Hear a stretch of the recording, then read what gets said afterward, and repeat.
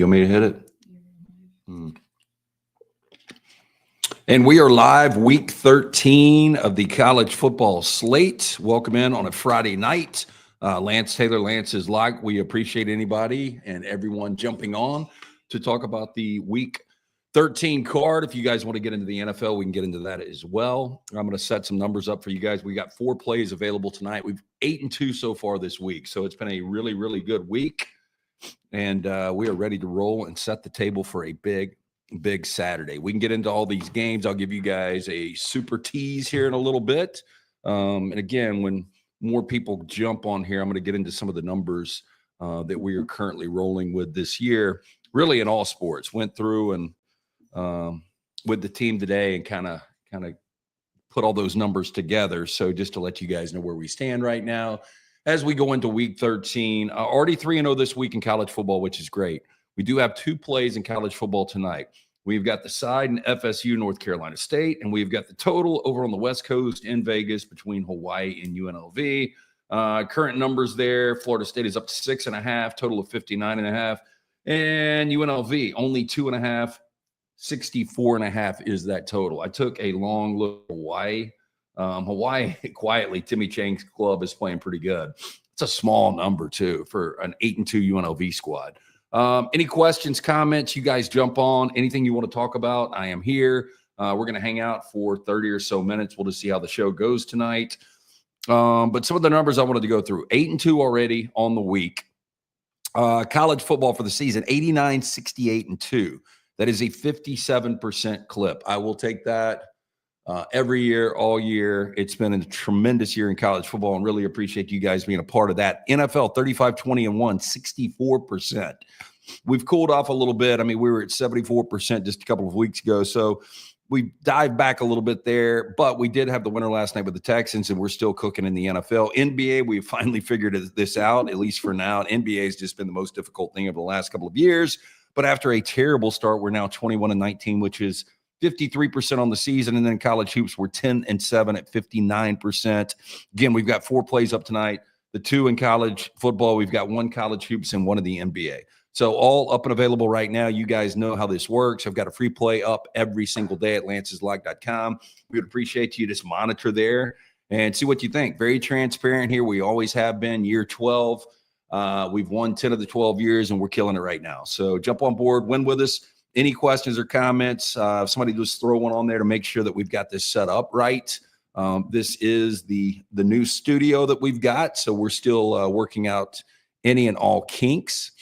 First of which is 1,000 degrees in here because Maddie was in here earlier doing her work, and boy, she's got it cooking. She's got one of those little space heaters. Holy shit. Okay, couple of things we're going to go through. First of which, couple of games that we are not going to take tomorrow. I've got 7 games that I'm kind of dialed in on right now that I really like. It's kind of an abbreviated card, obviously with the SEC and some of the matchups there. I mean, god awful. When you look at Charlotte and Georgia and Coastal and South Carolina, Western Kentucky and LSU, obviously what we've got in state here with Alabama taking on Eastern Illinois, Mercer and Auburn, Sanford and A&M. I mean, just some shit games there. So kind of an abbreviated slate. I know the SEC gets crushed for that, but with that said, we make the most of it. And again, it's a full college Saturday. So looking forward to that. We've only got 2 more regular season Saturdays left. So we're all about getting in and continuing the winning on these Saturdays. We've had some massive Saturdays this month, so in the last 4 weeks. And hopefully that will continue tomorrow. But right now it looks like 7 plays. That could stretch out a little bit more. I'm going to go back through everything before we post them later tonight. But right now we've kind of circled in on 7. And some of the late scratches. I took a look at Kansas against Iowa State. Big 12 has been a little tough at times to figure out. And, this Kansas team, I think the expectations for Lance Leipold a little bit bigger than the way they played this year. And obviously on the other side, Iowa State, from week 1 where they get the win, or week 0, I should say, in Ireland against Kansas State. Thought Iowa State was going to ultimately be a handful, and, they beat Iowa. I forgot how high Iowa State got in the rankings at that particular point, but it looked like they were going to be a force to be reckoned with in the Big 12 all year long. They're laying 3.5. This thing ticked down to 3. It's an early game. You guys know if I don't really feel great about the early game, I'm going to avoid. We played 11 o'clock last week. We did get home with that one.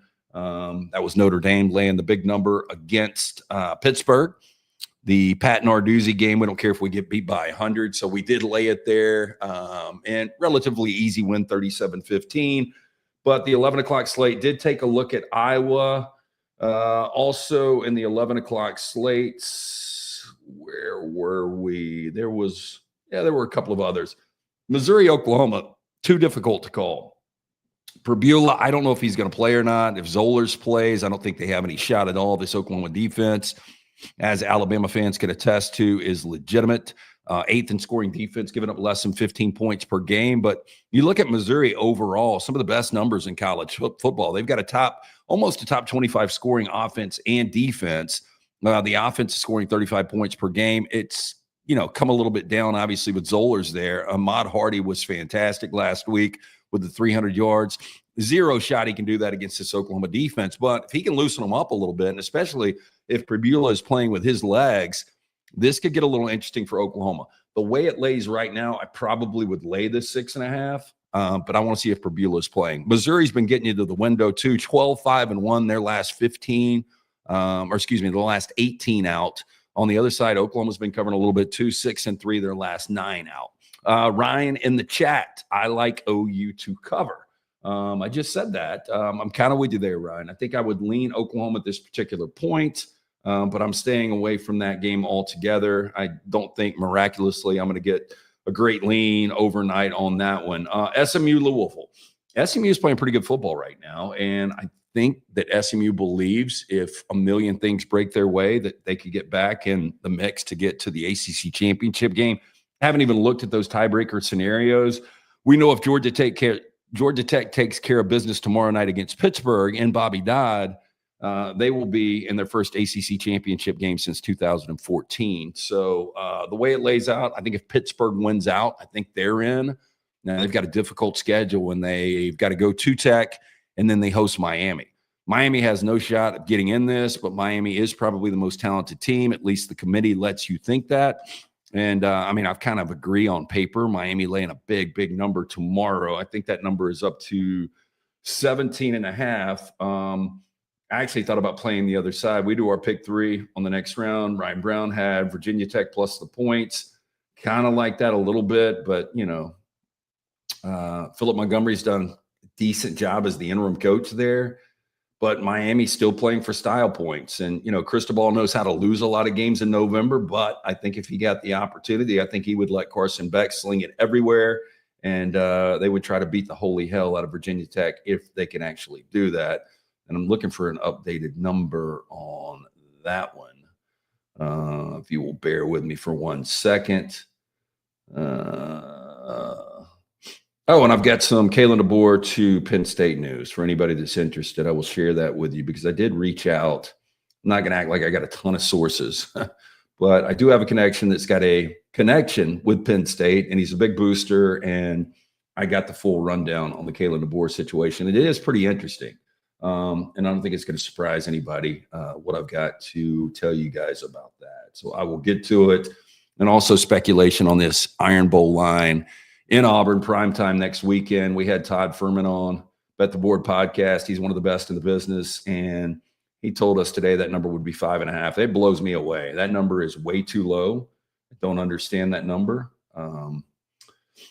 There we go. Miami's 18.5. Another one of these 11 o'clock games. Not interested in getting on board there. It's going to be a sleepy crowd, Lane Stadium. Now, maybe there's a little energy because they just hired James Franklin this week. And I don't know. It's a lot of points, so especially early on. But again, Miami's going to do whatever they can to beat the hell out of Virginia Tech and continue to try to earn those style points, as they said at number 13 right now. Again, we got 71 of you guys live right now. We're going to hang out for another 20 or so minutes. We're going to do another show in the morning. We'll give you guys updates on that. But do appreciate everybody hanging out with us here on the Lance's Lock show. Let me see. I do want to wait until everybody gets on. And then I am going to share some news about Kalen DeBoer that I did hear today. And again, it's not earth shattering, but I did think it was kind of interesting. And this was straight from, I will say, a really, really, really, really, really, really big Penn State booster. Ryan, is 36.5 too much for Notre Dame to lay? Or do the Fighting Fran Browns just lay down and take it? Thought about laying the 36.5. We have been riding Notre Dame. If you guys are subscribers, we always appreciate that at Lance's Lock. And obviously, Notre Dame is a team that we have been riding hard, and we had them last weekend. I talked about the 11 o'clock, the early window against Pittsburgh, and they got us home again. They've been really good to us this year. This number has grown so much, though. I mean, from 34.5 to 36.5 just in the last couple of days. I think Notre Dame is one of the top 5 teams in college football. I really believe that. I think they are good enough to win a national championship. I've said that for the last few weeks. I will stand by that. I think CJ Carr is the best quarterback Notre Dame has had in a long time. And statistically, I mean, you look at it, they've got the 17th scoring defense, giving up less than 19 points per game, the 8th scoring offense, 38.5 points per game. You've got a quality quarterback, probably a top 10, 15 quarterback right now as a redshirt freshman in college football. You've got arguably the best backfield with Love and Price in college football. And hey, they're getting to the window, 14-6. Again, they've been good to us, 14-6 against the number their last 20 out. And they're taking on a Syracuse team that is god-awful. Like Fran Brown, if he could have escaped last year, it was the time to do it.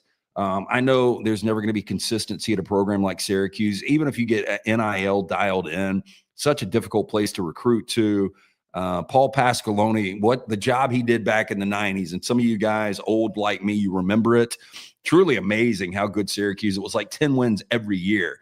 And to have athletes like Donovan McNabb and Marvin Harrison come through there, Dwight Freeney, it was a proud program. And Syracuse just, what Kyle McCord was able to do last year with that offense was pretty special. But 107th in scoring offense, only 22 points per game, 117th in scoring defense, even worse, giving up almost 32 points per game. So, Ryan, back to your point, I think Notre Dame, and they will continue to try with the style points, I believe. So 36.5 is it's basically a half of football. It's, roughly, 5-6 possessions, depending on how you're looking at this. And so it's a full half of football. If, one turnover, one sack, this thing can go the other way. So that is just so many points to play with. But again, there's not a chance in hell that I would take Syracuse plus points. I would definitely lay it if I had to play it. So Notre Dame is the side that I would go with there at the 2:30 NBC game.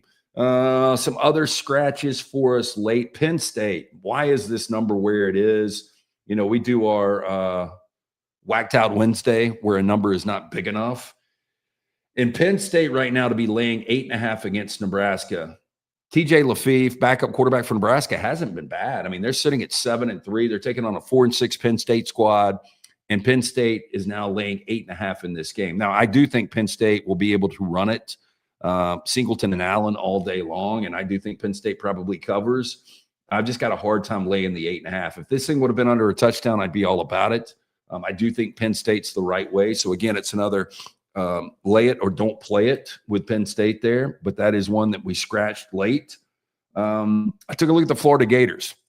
Hard to get behind Tennessee in this one. They haven't won, and we talked about this on the next round today. They haven't won in Gainesville since 2003. Now, Josh Heupel is 2-2 against the Florida Gators, but Tennessee, is as much as he's kept it on the rails. And again, I thought it was going to be a little difficult to go from what they had last year where, Dylan Sampson was so good running the football and the defense was so good getting after the quarterback that you get a guy like Aguilar. And believe it or not, Aguilar, his career average of over 277 passing yards per game is right now the highest amongst active FBS quarterbacks.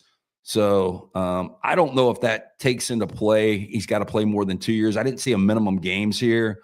That seems a little light when you look at some of the other quarterbacks that are Julian Sayin and Ty Simpson. I don't know what their averages are right now. I know Sayin's got to be more than that, completing 80% of his passes. But Aguilar's been solid. They just haven't been good or great, I should say. They're 1-6 against the spread their last 7. So Tennessee is kind of hanging around there. Billy Gonzalez, interim coach for Florida, I just don't know what to think.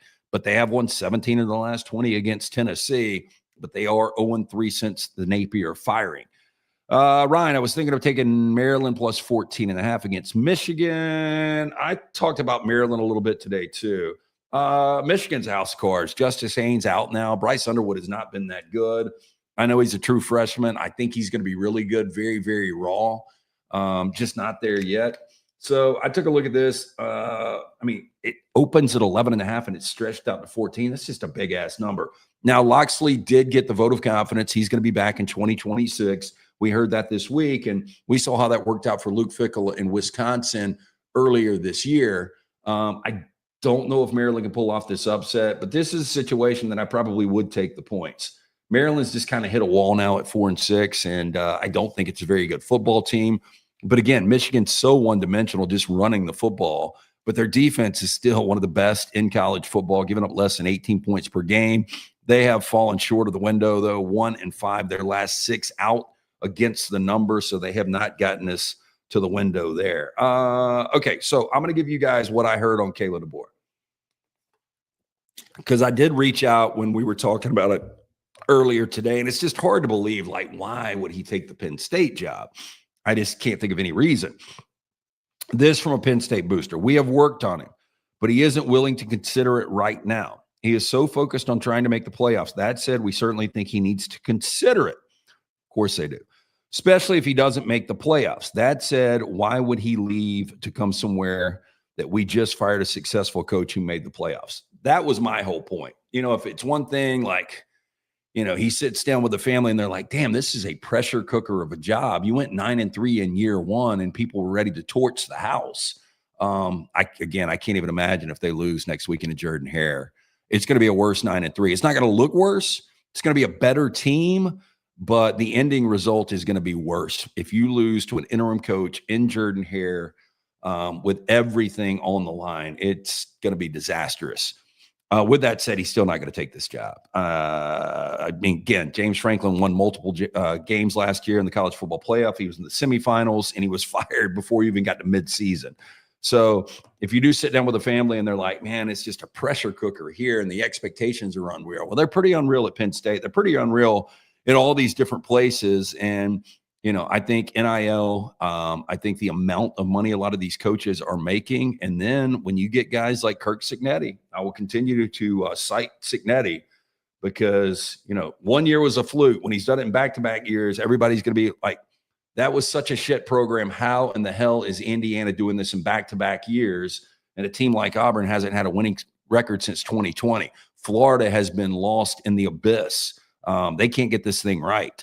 LSU, obviously, Brian Kelly never getting to a college football playoff. If what I think is going to play out in Austin tomorrow with USC and Oregon, Lincoln Riley, 4 years in, no college football playoff appearances. It's a lot more difficult than we think. The patience from fans has gotten unrealistic. I was known as one of those guys that maybe pulled the trigger a little too fast on coaches, kind of a coach killer. I didn't agree with James Franklin. I didn't agree with Brian Kelly. I do think there's got to be a little bit more patience, especially if guys are winning 9 or 10 games a year. I think it's a little bit different. You go 7, 8 years winning 9 or 10 games, maybe not good enough depending on the program you're at, but you got to know your program and you got to know what realistic expectations are. And I think at a lot of these places, the expectations just aren't realistic. And Penn State, I don't know how much better they're going to get than James Franklin. I think it is fascinating to find out who they're going to hire in this cycle. A lot of people believe Eli Drinkwitz could be that guy. I'd love to see Drink stay at Missouri, but there's a chance he gets one of these opportunities. I did get a text today that Lane Kiffin to LSU was a done deal. You can't believe all this stuff you hear. Now, what I got from the Penn State, that is legitimate. Now, do I think Kalen DeBoer had a conversation? Absolutely not. Kalen DeBoer's agent with people at Penn State, I'm sure they're going to field a call here. And I'm sure that's when DeBoer was like, man, I love this job. I'm completely focused on task at hand. We still have an opportunity to do special things. Alabama can still, again, we talked about this today. They can still win out, which is, obviously Auburn, go to the SEC championship game, win that game with the attrition in front of them. They can still get one of the 4 byes. On the flip side, they can lose this game, go 9-3, and be stuck down in Florida for one of these off-brand bowl games again. So this thing could go either direction. But I'm sure Kalen DeBoer was like, we can still win a championship. And Alabama obviously is talented enough to do that. I think special teams, I think the lack of balance on offense has been a problem. Defense is keeping them in a lot of games. And Ty Simpson, we have seen, has the ability to be special. So I'm sure DeBoer is 1,000% focused on this. But I think that is legitimate. I think there is a flirtation, at least Penn State, with DeBoer. I think they would love to have Kalen DeBoer. I think they're kind of lost right now on what direction they're going to do after they got rid of a guy in James Franklin that basically averaged 10 wins a season. As far as LSU, Lane Kiffin, I think we all know that outside of the meddling with the governor and, just the way they've handled this whole coaching search and firing of Brian Kelly, that's put a little damper on the LSU job, but it's still the best job out there. And so Lane Kiffin, the opportunity, stay in Oxford, go to Gainesville, go to Baton Rouge. Baton Rouge makes the most sense. Now, whether or not he will pull the trigger and ultimately do that, we shall see. That's the direction I would go if I was Lane Kiffin, if I'm truly looking to win a national championship. Most people think Florida's a better fit, LSU much better program. And all you got to do is say Les Miles, Ed Orgeron. Those guys win national championships, much different than Steve Spurrier and Urban Meyer winning national championships. Ryan, I agree. Alabama would be foolish to fire him after 9-3. Look, there's no chance they fire him. The only less than 1% of a chance is if Kalen DeBoer was just like, hey, I'm out of here. I can't handle this anymore. And I don't see that. Again, I think Kalen DeBoer is one of the top coaches, if not the top coach, maybe outside of Kirby Smart. It's hard to put him over Kirby Smart, but we'll see in the next couple of years. Again, he got Washington to the national championship just 2 years ago. And again, the bad year last year was 9-3 in year one with one of the more schizophrenic quarterbacks we've ever seen in Jalen Milroe. Ryan, also, I would love to know what the Tide fans would want as a head coach if someone gets fired after just 2 seasons. I don't think he will. Look, he's not getting fired. Zero chance. I do find it interesting, though, the approval rating for Kalen DeBoer, if he is to lose next weekend in Jordan-Hare, I don't even know if it's 50-50 at that point. I just know all fan bases, very unrealistic. When you're following up the greatest to ever do it, Nick Saban, and you have back-to-back 9-3s with not the way the season started, obviously with a loss to Florida State, but then you win 8 consecutive games. It looked like Alabama was one of the top 5 teams in college football. And I still believe they can be that, but at that point, it was hard to believe this team could drop out of the college football playoff. Any other questions or comments? We've been live for 22 and change. Again, we're talking week 13. We're going to get to that super teaser in a little bit if you're just jumping on. We are 8-2 on the week so far, 89-68 in college football, 35-20 in the NFL. We're winning in every sport right now. So it's been a great season. Jump on board, win with us. Right now, it looks like we've got 7 plays for tomorrow. I'm going to finalize that when I get off in the next couple of hours. We do have side tonight in the Florida State-NC State game, and we have the total in Hawaii-UNLV. Those are both up and available right now. We have a free play in college hoops, and then we've got 1 play in the NBA. It's all up and available right now at Lance'sLock.com. 9-4 with the bowl game, but bowl games are meaningless, all about the playoffs. I can't see what Bobby's comments are because I'm on StreamYard and whatever I'm on can only show, I guess, X comments. So I do need to figure that out. So I don't know exactly. Oh, there it is. Last year was 9-3. I guess last year technically was 9-4. I was just saying 9-3 in the regular season. And I don't know how many people put stock into that bowl game, although it was an embarrassing performance in that monsoon against Michigan. Again, any questions or comments from the board tomorrow? Some games that I will definitely have a play on, and you guys know where I am on a couple of these if you've been listening to the show this week. I do have a play on USC and Oregon. That number is Oregon 10 right now with a total of 59.5. It's virtually a play-in game. I say that. USC's got UCLA victory bell next week, and then Oregon's got Washington, which they've got a major Washington problem. We talk about Georgia's got an Alabama problem and Texas has got a Georgia problem. Well, Oregon has a Washington problem. So This would be so Oregon to actually beat USC going away and then end up losing the game to Washington. But I do believe USC or Oregon, whoever wins this game, will ultimately win out, be 10-2, and will get that third bid from the Big Ten. And that might be it for the Big Ten, because I cannot see this Michigan team. Again, they probably beat Maryland tomorrow as a 2-touchdown favorite. I cannot see them beating Ohio State again. Although Ohio State has not been challenged this year, Bryce Underwood in year one against Ohio State, that would be miraculous. And I really want next week with rivalry weekend, some interesting stories with Lane Kiffin, like where is that announcement going to be? Are we going to have, any more light on the situation of, is he going to stay in Oxford? Is he taking the LSU job? Is he taking the Florida job? Is that going to be the main point of conversation for week 14 of college football? Or is it going to be, holy hell, all of a sudden Auburn with an interim coach and DJ Durkin can knock Alabama? I mean, like a kill shot. I mean, this is it's an incredible scenario. And I know Alabama fans didn't want it. I know Auburn fans are loving it. Personally, it is the only thing that is really exciting about this game for next week, and it makes it so exciting. If Alabama would have beaten Oklahoma, their ticket's already punched, and I don't think there's really anything, meaningful about that game. I know Auburn and Alabama fans probably disagree, but I'm just talking about from an observer just sitting on the couch wanting something really at stake. I mean, this is a juicy, juicy game now. What's the bourbon of choice tomorrow? Maybe some of that Four Roses. They've got that 10 different batches that we've previewed, me and Aaron Suttles on Bama and Bourbon, the last couple of weeks. Company Distilling is going to be in the mix. I've got a bottle of Blanton's I hadn't touched. We got some Angel's Envy. I have got a really, really good bourbon collection, but unlike Aaron Suttles, who keeps those things capped, mine get popped open and they get drained pretty good. But I only drink bourbon on Fridays and Saturdays. And I haven't even started today. I don't even know if I will. It might be a red wine night. I'm trying to figure this thing out. Trying to figure out tonight. But either tonight or tomorrow, 1,000% I will get into the bourbon. And then I have my one bourbon on Wednesdays for Bama and Bourbon, but that's about it. I wish I could see some of the other comments that aren't on X. And I'm going to figure this out. You guys know I'm technically challenged. And if you saw all this equipment around me, you would be blown away because I don't even know how to do it. Had to call my buddy Mick Gillespie. And, he was driving. Him and Jake Coker did their show today from the Innisfree Irish Pub in Tuscaloosa, getting ready for that big Eastern Illinois game. But I had to call up Mick, and he had to walk me through how to hook this equipment up. And, of course, I had my executive producer, Maddie, that was right there making sure all this is done properly. It didn't sound too difficult, though. So I think I've got this maybe figured out for the next time. But I still don't know how to see all of the comments.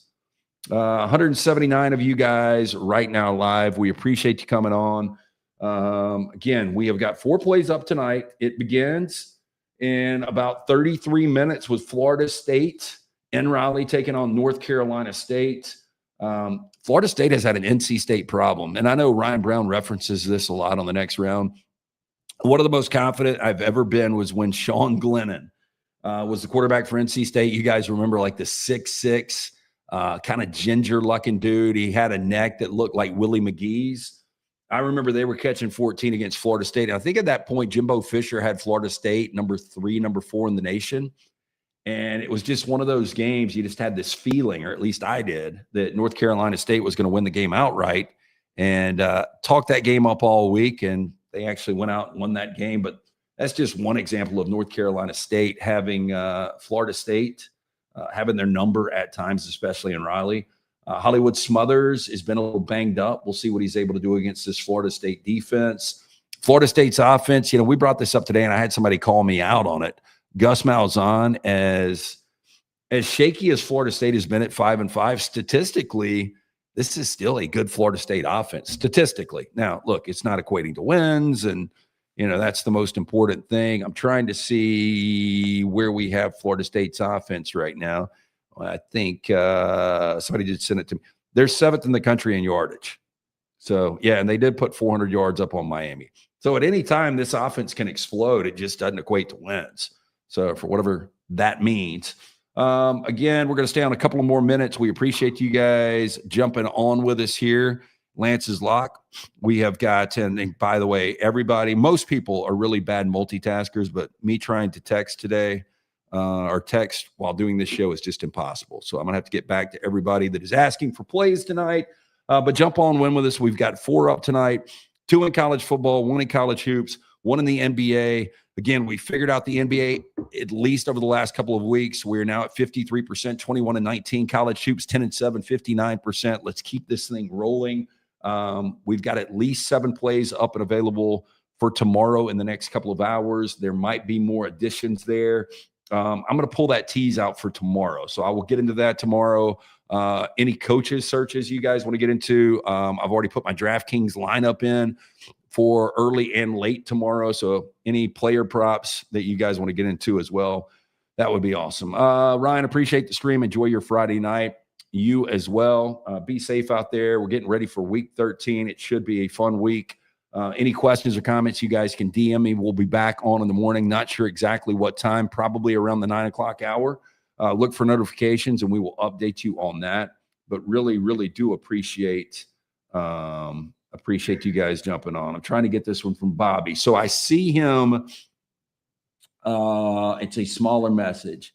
This OU loss by Alabama drove ticket prices up almost $100. Auburn game. Auburn going to knock Bama out of playoff and Kalen to Penn State. If this number comes like Furman believes at 5.5 or less, I don't think it will. I think it's going to be 7. If it's 5.5 or less, I think Alabama might have some problems. I'll just say that. I know there's a lot of people that think, including Joel Klatt, like, how do you base things on what Vegas says? You guys know this, and most of you watching right now are people that like to wager a little bit. It is uncanny at how accurate Vegas is on these numbers. So if they've only got Alabama, projected as 5.5 in Jordan-Hare, and look, and I think in Jordan-Hare is key on this, because I think if this game is in Tuscaloosa, I think it's probably 14 points. And I know that sounds insane, but I'm telling you, playing on the road, final game against an Auburn team that has given them fits, especially in Jordan-Hare, this is just it's great theater. So can't wait to see it. Can't wait to see where that number officially lands on Sunday afternoon. We will update you on all that stuff. And again, we will be back here bright and early tomorrow. Appreciate all 200 of you guys jumping on. Jump on and win with us too. We've got 4 plays up. We're 8-2 on the week. Let's keep the winning going. Appreciate all of our subscribers, everything you guys do. And again, we'll be back with you tomorrow. Have a wonderful Friday night. Let's win. Let's go 2-0. And let's stretch out our 5. So right now, 3-0 in college football this week. Let's make it 5-0 going into the weekend. And let's just keep it going right here at lanceslock.com. Thanks again, guys. Have a great Friday night.